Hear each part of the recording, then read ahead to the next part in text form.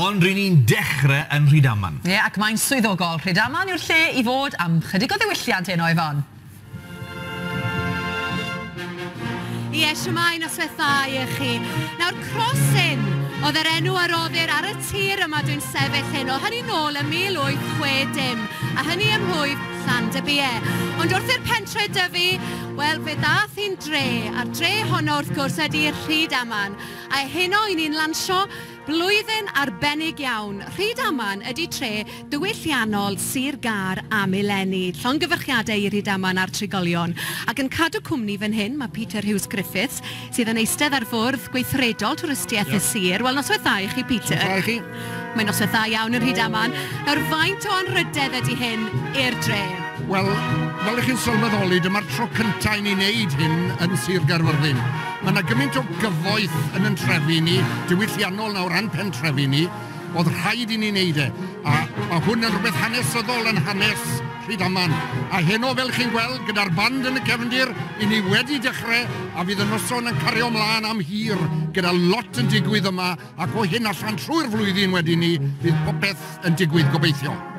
Yn sicr, wel gewn ni air yn y man, ond mae yna newyddion cyffroes arall hefyd, achos pentre diwylliannol Sir Gaerfyrddin a Mileni ydy'r pentre hefyd Llan Steffan, ac mi oedd yn camerau ni yno yn gynharach yn yr wythnos.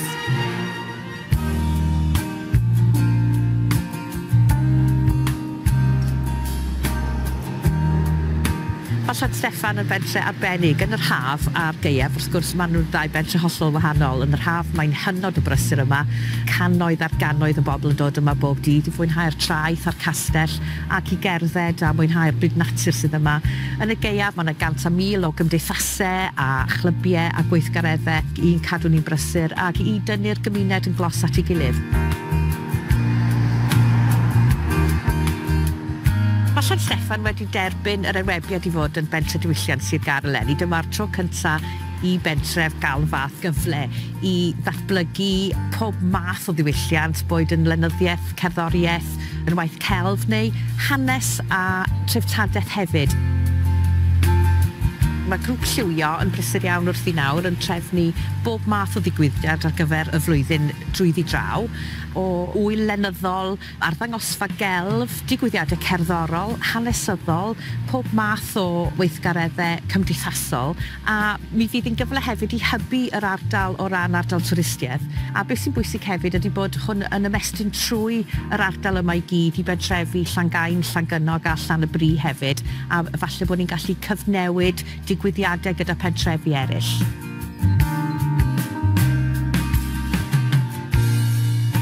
Mae'n ambell i beth hoffwn ni weld yn digwydd. Mae coed y sticks uwch yn pennau ni, ac yn y coed yna, gan mlynedd yn ôl, roedd yna lwyfan, a dyna lle roedd bobl yn gynnull adnawn disul i ganu emynau, ond licen ni allu atgyfodi rhywbeth fel yna. Bydd hi'n flwyddyn brysur iawn, ac erbyn mis Rhagfyr mae'n siŵr fyddwn ni gyd ar yngluniau, ond mi fyddwn ni yn bobl llawer gwell o fod wedi cael gymaint o ddiwylliant.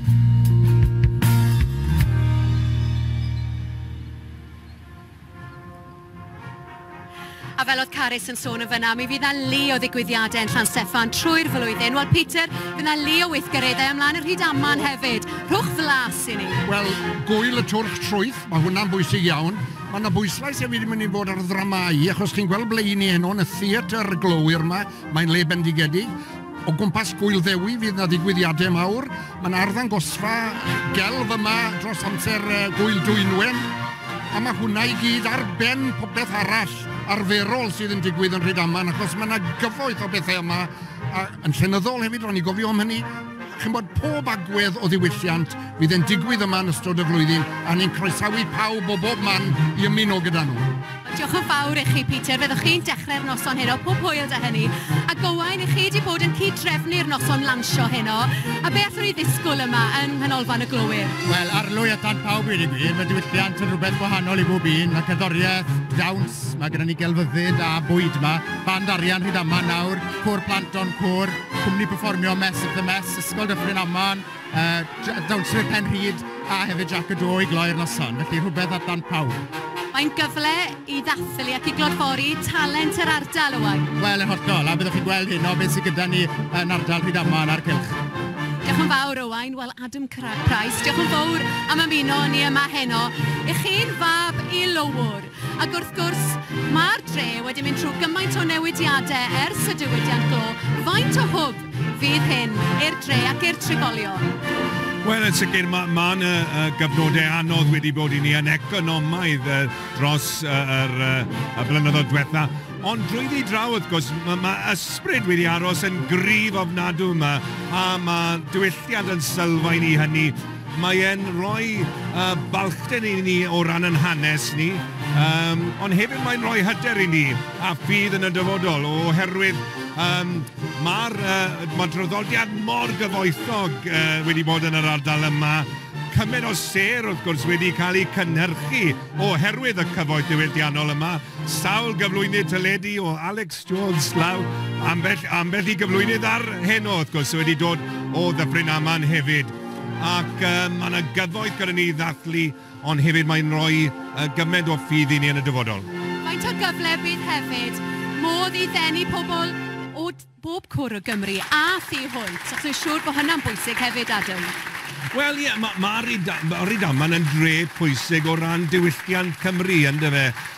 Gyda ardal y chwareli yn y gogledd, wrth gwrs, cymoedd o gorllewin yma yn ardaloedd Cymraeg I iaith sydd yn ddiwydiannol hefyd. Felly, y wlad a'r ardal diwydiannol yn pontio.